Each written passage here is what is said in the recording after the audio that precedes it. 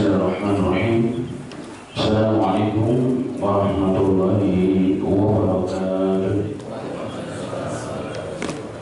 Alhamdulillah nahmaduhu wa nasta'inuhu wa nastaghfiruh wa na'udzu billahi min shururi anfusina wa min sayyiati a'malina. May yahdihillahu fala mudilla lahu wa may yudlil fala hadiya lahu. Asyhadu an la وأن محمدا عبده ورسوله. اللهم صل وسلم على محمد صلى الله عليه وسلم وعلى آله وصحبه الطيبين والطاهرين ومن سن بسنته إلى يوم الدين. يا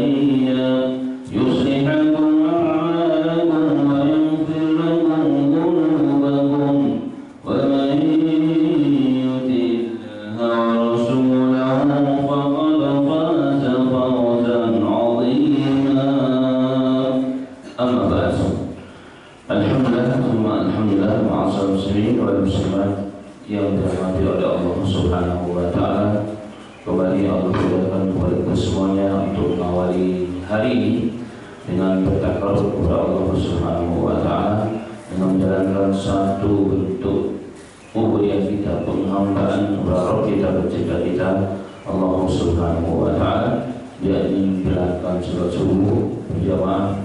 Kemudian alhamdulillah Allah berikan taufik kembali untuk sama-sama hari ini melanjutkan kajian kita yang tema kita pada hari ini insyaallah taala berjudul penduduk neraka yang paling banyak. Di penduduk neraka yang paling banyak. Pada kesempatan sebelumnya telah dibahas panjang lebar tentang kondisi neraka, azab di neraka dan lain sebagainya. Bahkan terjadi perdebatan kelak di akhiratnya Allah, khusus di nerakanya Allah Ta'ala, antara pemimpin-pemimpin kesesatan, pemimpin-pemimpin kezaliman dengan orang-orang yang mendukungnya, dengan orang-orang yang mengikutinya di dunia ini. Bahkan ternyata mereka akan berlepas diri dari seluruh rakyatnya, dari seluruh orang-orang yang menjadi pengikutnya. Termasuk bahkan syaitan pun akan berlepas diri daripada orang-orang yang pernah diganggunya, digodanya di dunia ini. Ma'asyiral muslimin rahimani wa rahimakumullah. Maka pertanyaan bagi kita, siapakah penduduk neraka yang paling banyak? Jelas kalau penduduk neraka diisi oleh orang-orang munafik, oleh orang-orang kafir dari seluruh agama, dari seluruh keyakinan selain Islam, maka mereka ahli neraka. Dan orang-orang yang muslim tetapi menjalankan agama dengan seenak perutnya sendiri. Para pendosa-pendosa dalam Islam, pelaku-pelaku dosa-dosa besar, mereka juga adalah ahli neraka. Yang menjadi materi kita adalah siapakah penduduk neraka yang terbanyak, mayoritas penduduk neraka. Yang pertama adalah penduduk neraka dari lintas umat. Lintas umat artinya umatnya Rasul dan umat-umat sebelum umat Nabi Muhammad Sallallahu Alaihi Wasallam. Dari generasi awal daripada umat ini, yaitu anak cucu Adam alaihi salatu wassalam. Siapa di antara seluruh umat ini yang terbanyak, yang dapat posisi terbanyak tapi jadi ahli neraka? Na'udzubillah min dzalik. Dalam hadis yang sahih diriwayatkan oleh Imam Bukhari, diriwayatkan dari Abu Sa'id Al-Khudri radhiyallahu anhu, an Rasulillah sallallahu alaihi wasallam yaqulu Allah ta'ala ya Adam fayaqul labbaika wa sa'daika wal khairu fi yadayka. Abu Sa'id Al-Khudri radhiyallahu anhu beliau mengatakan dari Rasulullah sallallahu alaihi wasallam bahwa Allah Ta'ala berfirman kepada Adam alaihi wasallam, Abul Bashar bapaknya manusia yang pertama kali di dunia ini adalah Adam. Allah mengatakan kepada Adam alaihi wasallam, wahai Adam. Maka Adam mengatakan labbaika wa sa'daika wal khairu fi yadayka. Ya Rabb, aku memenuhi panggilanmu ya Rabb. Dalam bahasa yang lain, ya Rabb, aku menerima panggilanmu ya Rabb. Dan sesungguhnya kebaikan semua hanya pada tanganmu. Kemudian Allah mengatakan, akhrij bi'thanna, keluarkanlah dari umatmu, dari keturunanmu, wahai Adam, pasukan rombongan ahli neraka. Keluarkan, pisahkan semua antara ahli surga dan ahli neraka. Qala wa ma bi'thun nar, ya Rabb, apa yang dimaksud dan siapakah yang dimaksud dengan pasukan atau penghuni neraka itu? Pasukan khusus atau kelompok yang akan menghuni neraka tersebut. Maka Allah Subhanahu wa ta'ala berfirman, min kulli alfi tis'imi'ati wa tis'ati wa tis'in fa indahu yusibus saghir wa tadau kullu dhati hamli hamlaha wa taran nasa sukara wa ma hum bisukara walakin adawallahi syahid. Allah mengatakan, keluarkanlah dari setiap seribu manusia 990 orang. Dari setiap 1000 orang itu keluarkanlah 999 orang. Jadi 1 banding 1000.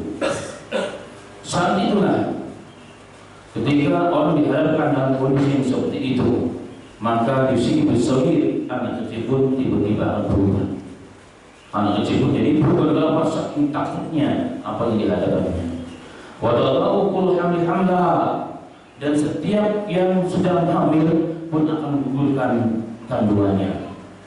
Wa taran nasa sukara, dan akan melihat manusia seperti mabuk berjalan-jalan, goyang-goyang. Wa ma hum bisukara, padahal mereka bukanlah orang yang mabuk.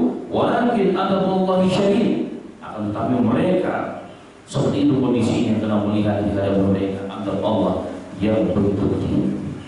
Kalau setelah mendengar hadis ini dari lisannya Nabi Muhammad SAW yang bercerita tentang dialog antara Allah Jalla Jalaluhu dengan hambanya manusia pertama itu Adam alaihissalam, maka para sahabat bertanya, wa ayyuna dzalikal wahid ya Rasulullah, siapakah satu dari seribu itu ya Rasul? Siapakah dari manusia yang satu dari 999 itu ya Rasulullah, atau dari 1000 itu ya Rasulullah? Beruntunglah dia 999 tersebut ya Rasul, semua masuk neraka, hanya satu yang masuk surga. Beruntunglah orang tersebut. Siapakah di antara manusia itu ya Rasulullah? Kemudian Nabi Muhammad SAW bersabda, abshiru, ketahuilah wahai manusia, fa inna minkum rajulan, sesungguhnya satu dari 1000 itu adalah dari kalian, dari umatnya Rasul Sallallahu Alaihi Wasallam. Wa Ya'juj wa Ma'juj alf, sedangkan yang dari 1000 banding 1 itu ada dari kelompok Ya'juj dan Ma'juj. Dari hadis yang sahih ini, ma'asyiral muslimin rahimani wa rahimakumullah, dapat disimpulkan bahwa penduduk neraka ini yang terbanyak jika dilihat secara dengan kacamata umum lintas umat Rasul dan umat sebelum Rasul Sallallahu Alaihi Wasallam itu, maka jumlah penduduk neraka yang terbanyak itu adalah dari kelompok Ya'juj dan Ma'juj, dari kelompok, dari golongan, dari keturunan Ya'juj dan Ma'juj. Dan pada hadis ini juga menunjukkan kepada kita bahwa Ya'juj dan Ma'juj yang sering digambarkan oleh orang barat itu dengan gambaran yang bukan manusia tapi makhluk lain yang ada di planet ini. tapi bukan dari keturunan Bani Adam, itu salah. Hadis ini dengan jelas menunjukkan kepada kita bahwa Ya'juj dan Ma'juj itu dari keturunan Bani Adam. Sebagaimana yang pernah kita bahas pada beberapa tahun yang lalu, tidak salah itu, ketika menceritakan tentang tanda-tanda kiamat kubra. Satu di antaranya adalah munculnya Ya'juj dan Ma'juj ini. Sehingga akidah Ahlus Sunnah wal Jamaah mengatakan bahwa Ya'juj dan Ma'juj itu adalah manusia dari keturunan Bani Adam. Jadi Ya'juj wa Ma'juj dari keturunan Yafus. Yafus itu keturunan orang-orang dari satu keturunan dengan bangsa Turki dan cenderung Cina. Dan Yafus itu termasuk dari keturunan Nuh alaihi salatu wassalam. Jadi jelas itulah akidah Ahlus Sunnah wal Jamaah. Maka mereka lah penduduk neraka yang terbanyak. Bandingkan 1 dibanding 1000. 1000 mereka, 1 dari umatnya Rasul Sallallahu Alaihi Wasallam. Dan mereka jumlahnya begitu banyak.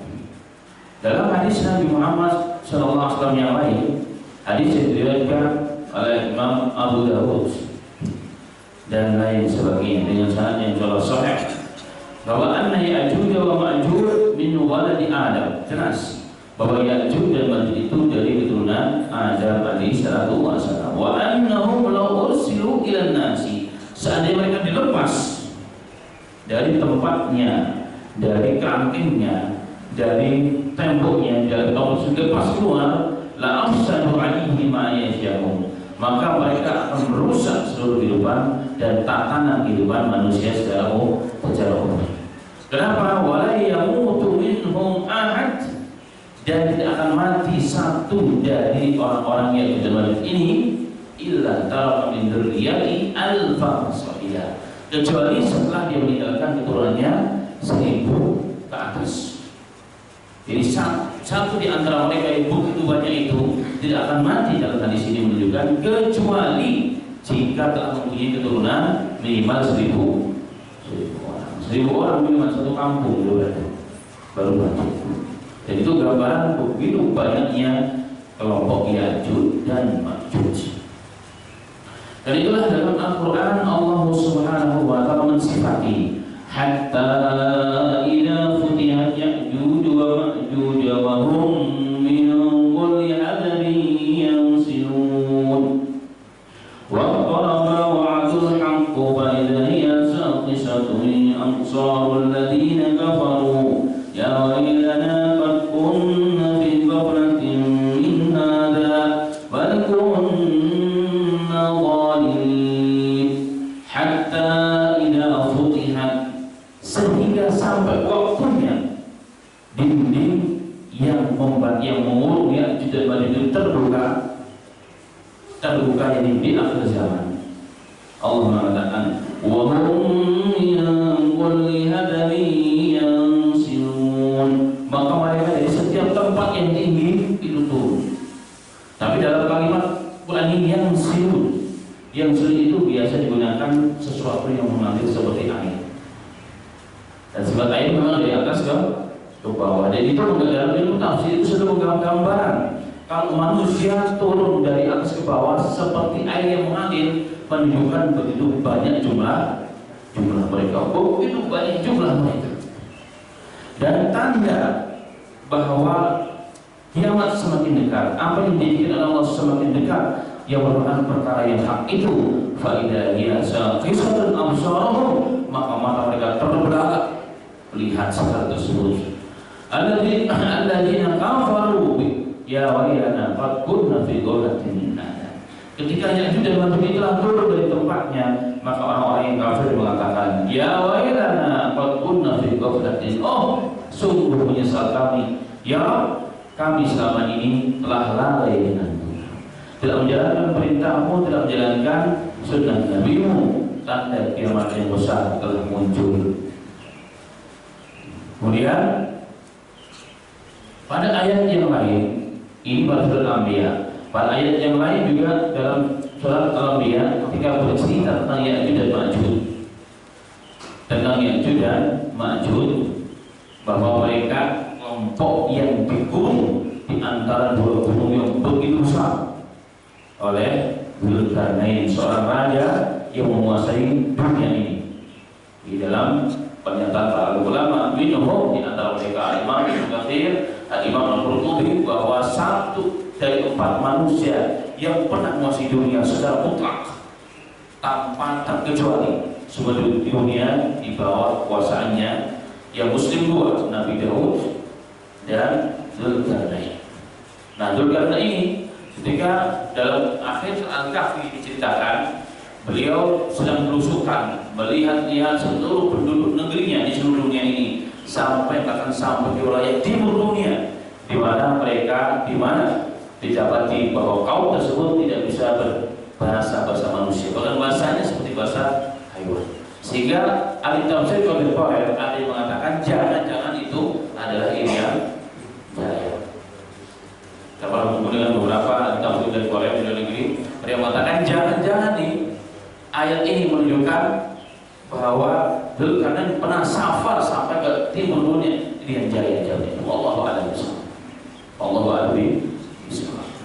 Nah, ketika melihat dengan setelah itu berjalan bertemulah dengan suatu penduduk negeri yang mereka mengadukan kerusakan selalu terjadi pada negeri mereka jika Ya'juj dan Ma'juj keluar dari sarangnya, maka meminta agar mereka diselamatkan, diberi batas. Maka saat itulah Allah berikan kekuatan kepada Dzulkarnain untuk menyekat, membuat batasan yang begitu tinggi yang tidak ditembus dengan apapun kecuali perintah Allah. Itulah tembok Ya'juj dan Ma'juj. Di manakah ini? Allahu a'lam bishawab. Tidak ada yang pernah tahu soal ini dengan jelas, dengan pasti. Hanya penelitian katanya, tapi tidak sama sekali dapat dibuktikan dengan kebenaran. Kecuali yang prasangka dan praduga. Kenapa hal ini menjadi rahasia? Kalau Allah nggak penting kalian, yang penting kalian beriman tentang diri ini. Nanti kalau sudah waktunya akan keluar ini. Nanti kalau sudah waktu sudah keluar. Dalam hadis yang lain juga Rasulullah SAW mensifati bagaimana jumlah mereka yang begitu banyak. Jumlah mereka yang begitu banyak. Ketika kelompok mereka turun dari tempat pegunungan, dari tempat dari penjara Dzulkarnain, melaluilah sebuah bakhirah, danau yang begitu besar itu dengan tawariyah, yang disebut dengan tawariyah, air yang penuh. Waktu di siang hari, ternyata waktu di asar, kelompok mereka yang pertengahan berjalan itu sudah kering airnya. Kenapa? Diminum habis. Bayangkan, tawariyah yang begitu besar, yang berada di wilayah sebagai masuk Palestina, sebagai masuk Urdun, yang sekarang diaku wilayah masuk sebagian masuk Israel dan seterusnya. Danau yang begitu luas, yang tandanya juga kering dan jalan muncul, sudah kita bahas. Saat itu danau begitu luas luar biasa, begitu penuh airnya, tetapi dalam sekejap habis airnya. Kenapa? Diminum oleh sebagian, bukan seluruhnya, dari kalangannya juga Ma'juj. Dan itu menunjukkan ma'asal muslimin banyak jumlah Ya'juj dan Ma'juj, dan mereka semua ini masuk neraka. Berarti mereka orang-orang kafir yang tidak beriman kepada Allah Subhanahu wa ta'ala.